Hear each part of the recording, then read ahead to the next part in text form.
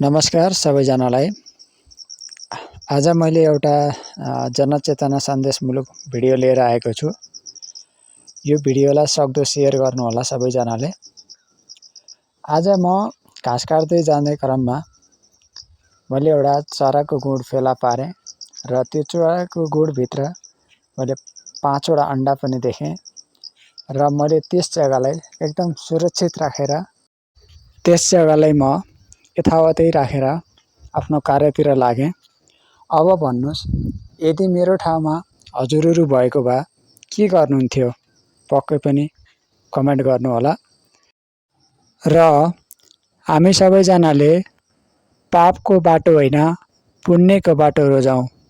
यही नै हाम्रो सबैभन्दा ठुलो धर्म हो। धन्यवाद।